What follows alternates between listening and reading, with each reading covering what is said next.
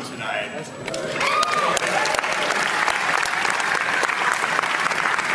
My name is Stella. I'm the artistic director of Tiff Lightbox. I'm a little far from home. Thank you. It's really nice, huh? So you all come down on September 23rd. We open for regular programming. We're showing great films. Some of them resembling what you're about to see, some of them not so much. I want to thank the festival's lead sponsor, Bell, our major sponsors, RBC and BlackBerry, and to our major public supporters, the Government of Ontario, Telephone Canada, and the City of Toronto. Our annual campaign and Tiff Lightbox campaign donors, we love you. The film is eligible for a Cadillac People's Choice Award. Big thank yous, big props to E1, our Canadian friends, Canadian distributor, and of course the IFC Films for providing us with this movie tonight. Turn off your cell phones, turn off your Blackberries, put away your cameras, and recording this film is not permitted. And we may be using anti-piracy security measures, so if you see someone with night goggles, don't freak out. Although there's people in the film with them, I think. So it's a really special night. Our director is someone who has been to this festival many times, has shown extraordinary films to audiences here. And they're always something special and something new. And there's some directors who really question our world in magical ways. And there are other directors who kind of provide insightful analysis into the pressing socio-political problems of the day. And then there's Gregg Araki. Irreverent, creative, creating worlds which we can only imagine and sometimes wish we're in and sometimes want to run the hell away from. He was last year with Mysterious Skin, a magical, fantastic film.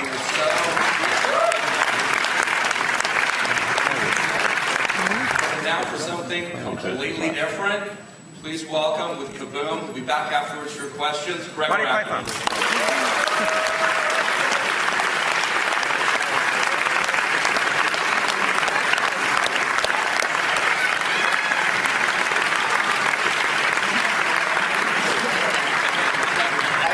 Punchline was coming. Like I was staring up the stage, man. Okay, there's going to be a punchline. It's just like there's really important filmmakers and there's Gregg Araki. But I just want to say it is so awesome to be here in Toronto again. I've been here 7 times. I mean, it's pretty, I don't know, a lot of movies. I love Toronto. I love the Toronto audiences, and it's just really great screen here. And I also want to thank IFC, I want to thank Wild Bunch, my financiers, Why Not Productions in France, my producers, Andrews Berlin. I want to thank my amazing cast. I actually have the star of the movie here, Mr. Thomas Decker.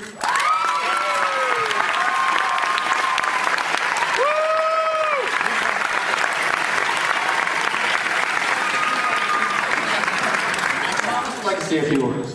I do? Oh. Hello, Toronto. I feel like we're doing a concert or something. This is so exciting for us because this is our first North American premiere for English-speaking audiences, so we're really excited to see what you think of it. And yes, thank you for being here. It's an honor. Greg, start talking.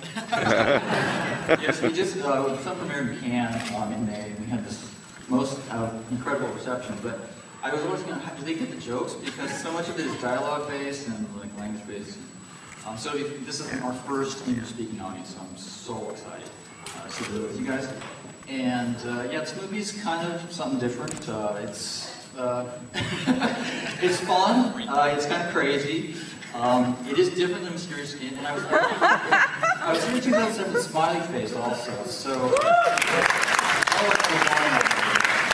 the movie's, Thomas actually, interestingly, it was kind of a fan of mine before he was in this film, and he's talking about, we were talking the other day, and he was saying that the movie's sort of almost like a compendium of every movie I've ever done, from Mysterious Skin, Smiley Face, New Generation, Nowhere. And it is kind of an interesting way to look at it, because it does have a lot of all of those things. But it's a really fun movie, and I hope you enjoy it, and talk to you afterwards. Thank you.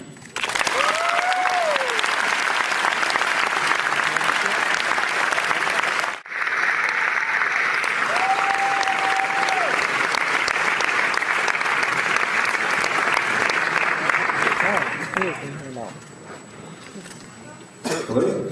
There you are. Hi, everyone. I'm Chris McKinnon. I'm the Senior Manager of Program Administration for Tiff Bell Lightbox. It is my profound pleasure to welcome Gregg Araki back for a question and answer period.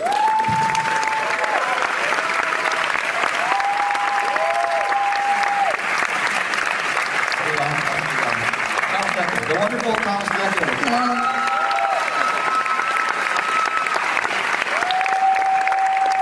Wow, lots of today, awesome. Questions? No questions. Okay, thank you. Over there. That was my favorite soundtracks that I've ever heard. Oh, thank you so much. It was like we had this got amazing music in the movie. The theme song is "The Better End" by Placebo. We have like Interpol, Yaz, Ladytron, just like amazing groups, and also a bunch of new bands. I really hope we get a soundtrack deal because there's a bunch of kind of discovery bands. This band called Depreciation Guild, this band called Ariel, it's one of my favorite bands, Explosions in the Sky, of course. The movie was very, it comes from sort of a quasi-autobiographical place, like this whole story. When I was in film school at UC Santa Barbara, which is what the place is based on, this like whole weird thing happened to me, and so I made a movie about it. That's Did you have to look below? And I had three-ways, and Oh yeah, that I believe. But yeah, no. So and music has always been such a huge part of my life. And the scene when the movie actually does have weird autobiographical elements for me. And the scene when they're in the club and they're like watching the band, and he's just sort of being transported by music has always been. Music, as people who know my movies, is always like my major inspiration, and in this movie in particular. And we were also incredibly fortunate to get Ulrich Schnaus, for people who know who that is, to do part of our score, and also Robin Guthrie from the Cocktail Twins again, who worked on Mr. Skin, did music for us, and this new composer, Vivek Mithala. And so the score is all originally composed by Ulrich and Robin and this local musician. So yeah, we got an amazing bunch of music, and it was so awesome. This theater sounded amazing, and the projection was incredible. So, thank you. But I hope there'll be a soundtrack. If there's not, I'm definitely I think around, the movie comes out in February in North America, and I'm definitely if there's not a soundtrack, I'm going to definitely print up like a playlist so people can find all the music, because there's so much. I want it. I asked you for it. Yeah, there's so much in the movie, and it's a bunch of new bands and stuff too that people should be exposed to. Is anybody in the audience on a record label? In the back, I guess? So it's the ontological void. No, man. Not in Nowhere, the club is called, the Coffee House is called The Hole, I think. The similarity between Nowhere, though, is that Cowboys Band is playing at a place called the Butt Crack, which is the same club where Helen Stella's playing. There's definitely a lot of references to all of my movies, as Thomas picked up. Brady Corbet from Serious Skin actually saw the movie Cam with us, and he's like, that scene where Thomas is on the bed and he wakes up and goes, "Today's the day?" Like that, literally, I did that exact same scene in Serious Skin. I'm all, yeah. So like, I'm honest with myself, whatever. You've done enough films now, you can get away with that. But yeah, there was a lot of references to like general stuff. I mean, other movies too, but there is definitely that. It looked like you had a blast shooting it, so how about... Oh, a blast. No pun intended. How about what was your favorite scene and least favorite? I had a really special relationship with Juno Temple, who plays Linda, so pretty much So pretty much any scene, probably my favorite memory was He had a little crush on Juno. the first sex scene we did, because we'd only just met, and she was actually dating a very good friend of mine at the time, which is kind of awkward, but I'll tell this story. The first sex scene that we shot, I kind of got aroused when we were shooting. And she looked up at me and laughed hilariously, and she was like, "Oh, now we can be good friends." And that was like the moment where all my fear of the whole film was like, "Okay, good, this can go away." That was my favorite. I also like doing the, I actually like doing the hallway stuff, the weird, dreamy stuff, because that way we were in this bizarre, like, underground, right? It's a part of a mall. Yeah, we're like in a shopping mall and underground between connecting the two parking lots or something weird like that. And I was totally naked and being watched by all these amazing people. Just, Okay, this is awesome. My least favorite scene was any of the beach stuff, which Gregg knows. I had a bit of a tantrum because we didn't really have a permit. So there was like just people and There was a permit. They had a permit. I just felt a little exposed. It was a little bit. It was a very hard day. Honestly, it was. Hey, listen, I'll take this. It was a very hard day. Very hard. Not hard. Maybe for some people.